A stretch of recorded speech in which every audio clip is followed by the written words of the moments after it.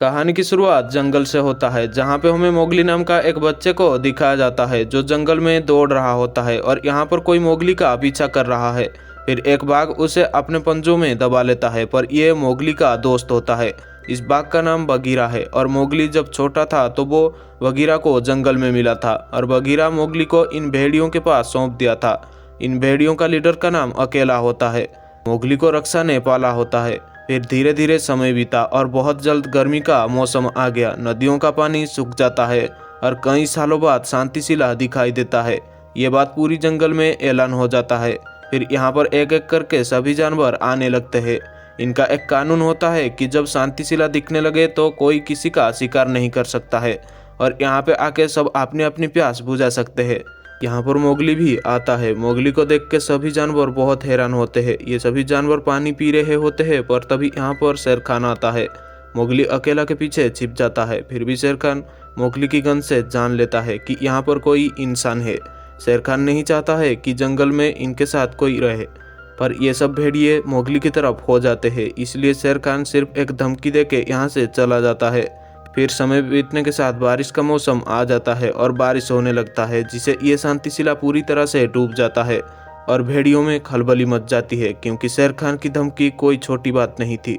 फिर मोगली इन भेड़ियों के पास जाता है और कहता है, मैं यहाँ से चला जाऊंगा। यहाँ पर बगीरा भी आ जाता है और मोगली को यहाँ से सुरक्षित ले जाने की जिम्मेदारी वो लेता है, क्योंकि मोगली को यहाँ पर बगीरा लेकर आया था।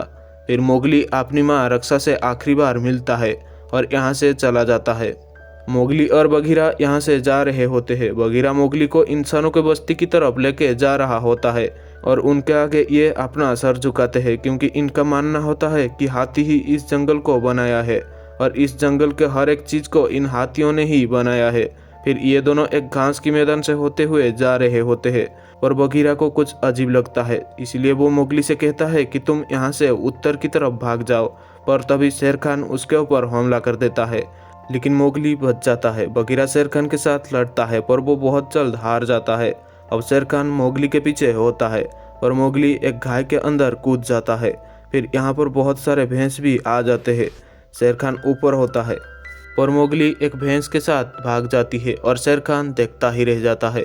फिर हमें भेड़ियों के झुंड को दिखाया जाता है। यहाँ पर शेर खान आता है। शेर खान सीधे ही अकेला के पास जाता है और उसे धोखे से मार देता है, जिसे सभी भेड़िया बहुत ज़्यादा डर जाते हैं। शेर खान इनसे कहता है कि जब तक मोगली नहीं मिलेगा वो यहाँ पर रहेगा। मोगली इन भैंसों के साथ जा रहा होता है, पर ऊपर से पहाड़ गिरने की वजह से मोगली कूद जाता है, लेकिन नीचे पानी होता है। फिर मोगली जैसे तैसे करके एक लकड़ी के ऊपर बैठ जाता है और वो पानी पे तैरता हुआ एक अनजान जगह पे पहुंच जाता है। ये एक बहुत ही घना जंगल होता है। मोगली यहाँ पर कुछ फल देखता है, फिर वो उन फलों को तोड़ के खाने लगता है, पर तभी उसके पास एक रकुंडक आता है। मोगली उसे एक फ्रूट देने के लिए जाता है, लेकिन दो रकुन आके उसके सभी फ्रूट्स को चुरा लेते हैं। फिर मोगली उनका पीछा करता है, पर ये सब भाग जाते हैं। फिर मोगली को एक अनजान आवाज सुनाई देता है और ये आवाज एक बहुत बड़ा सांप kaa का होता है। kaa मोगली को अपनी आंखों में देखने के लिए कहता है। kaa मोगली को उसकी आंखों में कुछ दिखाता है। दरअसल एक आदमी एक बच्चे को लेके जंगल में एक गुफा के अंदर होता है, पर तभी उसके ऊपर शेर खान हमला कर देता है, लेकिन वो आदमी शेर खान का मुंह जला देता है। वो आदमी भी मारा जाता है और वो बच्चा अकेला रह जाता है और ये मोगली का ही कहानी होता है। यहाँ पर kaa मोगली को हिप्नोटाइज करके जकड़ लिया होता है। ये लोग आग को रक्तफूल कहते हैं, जो इनके लिए एक खतरनाक चीज होता है। kaa उसे निगलने वाला होता है, पर तभी उसके ऊपर कोई हमला कर देता है। मोगली भी यहाँ पर बेहोश हो जाता है। फिर जब मोगली की आंख खुलती है तो उसके सामने एक बहुत बड़ा बियर होता है और इसी बियर ने ही मोगली का जान बचाया होता है। इस बियर का नाम बल्लू होता है। बल्लू मोगली को एक जगह पे लेके जाता है और वहां से शहद तोड़ने के लिए कहता है।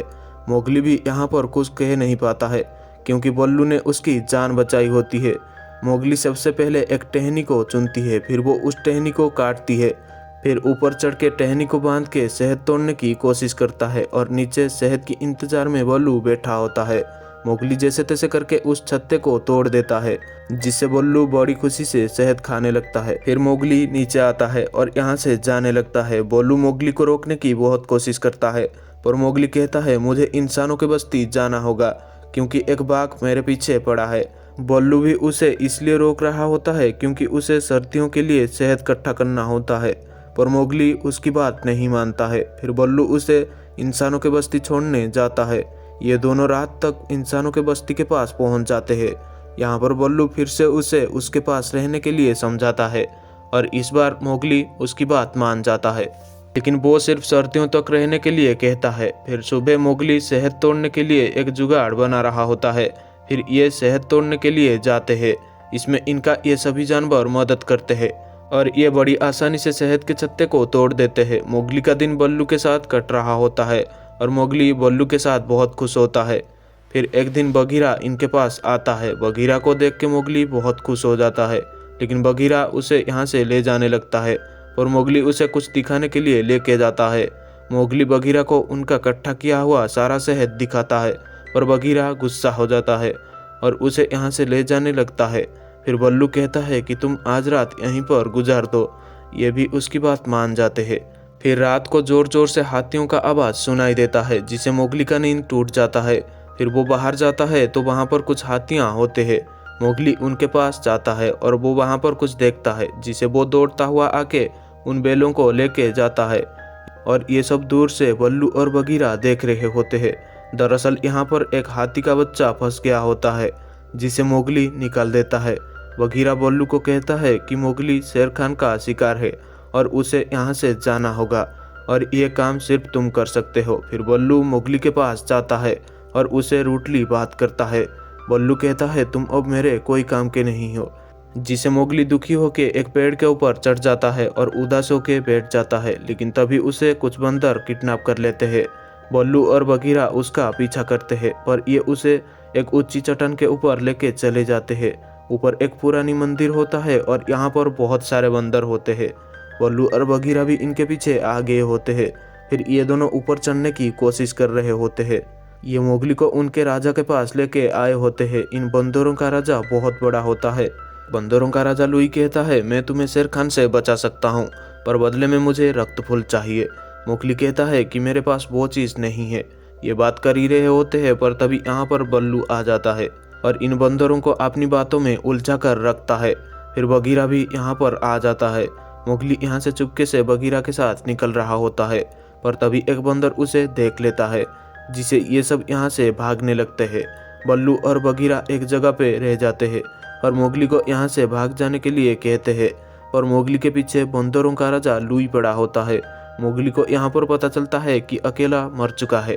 फिर लुई उसके पीछे पड़ जाता है, लेकिन मोगली जैसे तैसे करके निकल जाता है। ये भी उन बंदरों से लड़ रहे होते हैं। फिर मोगली बगीरा से अकेला के बारे में पूछता है। बगीरा उसे सब कह देता है, जिसे मोगली बहुत ज़्यादा गुस्सा हो जाता है। वो वहाँ से सीधे ही दौड़ता हुआ इंसानों के बस्ती के पास जाता है। फिर वो छुपते हुए इंसानों के बस्ती के अंदर जाने लगता है। वो यहाँ से एक मशाल लेता है और दौड़ता हुआ जंगल में जाने लगता है। उसे बल्लू और बगीरा भी देख लेते हैं। उस मशाल से थोड़ी सी चिंगारी जंगल में गिर जाता है। ये बात पूरी जंगल में ऐलान हो जाती है कि कोई इंसान जंगल में घुस आया है, जिसे सभी जानवर पानी के पास इकट्ठा होने लगते हैं। फिर ये जब देखते हैं तो ये मोगली होता है। मोगली यहाँ पर शेर खान को ललकारता है। फिर शेर खान यहाँ पर आता है, पर मोगली की वजह से जंगल में आग लग गया होता है, जिसे ये सब जानवर उसे डरने लगते हैं। शेर खान भी उसे ललकारता है, पर मोगली उस मशाल को फेंक देता है और कहता है जंगल मेरा घर है, जिसे ये सभी जानवर मोगली के साथ हो जाते हैं। पहले बल्लू शेर खान के साथ लड़ता है और वो जख्मी हो जाता है। फिर ये सभी मिलके हमला करते हैं। बगीरा मोगली को रोक देता है और कहता है तुम इंसान हो और इंसानों की तरह लड़ो, जिसे मोगली यहाँ से भागने लगता है। तमाम कोशिशों के बाद भी ये शेर खान को रोक नहीं पाते हैं। मोगली जंगल में एक सूखा हुआ पेड़ देखता है। वो उस पेड़ के ऊपर चढ़ जाता है और शेर खान भी उसके पीछे होता है और इनके चारों तरफ आग होता है। मोगली उस बैल को एक जगह पे बांध देता है और नीचे की ओर छोड़ देता है। फिर वो ऊपर जाने लगता है, लेकिन उसके पीछे शेर खान होता है। अब मोगली एक टहनी तक पहुंच जाता है। उसके पीछे शेर खान भी आ जाता है। जब शेर खान उसके ऊपर टूट पड़ता है तो मोगली वहां से हट जाता है और शेर खान आग में गिर जाता है। मोगली उस बैल के सहारे ऊपर ही रह जाता है और इस तरह से शेर खान का खात्मा हो जाती है। ये सब जानवर भी उनकी जलती हुई जंगल को देख रहे होते हैं। यहाँ पर बल्लू भी ठीक ठाक होता है। मोगली हाथियों के सहारे उस नदी को बंद कर देता है, जिससे जंगल में पानी जाने लगता है और जंगल का आग पूरी तरह से बुझ जाता है। फिर इन भेड़ियों का लीडर रक्षा को कर दिया जाता है। अब इनके साथ बल्लू भी रहता है। मोगली जंगल में खुशी खुशी इनके साथ रहता है और इसी तरह ये कहानी यहाँ पर ख़त्म हो जाती है। आशा है आपको ये वीडियो अच्छा लगा होगा। अगर अच्छा लगा है तो वीडियो को एक लाइक और चैनल को सब्सक्राइब कर देना।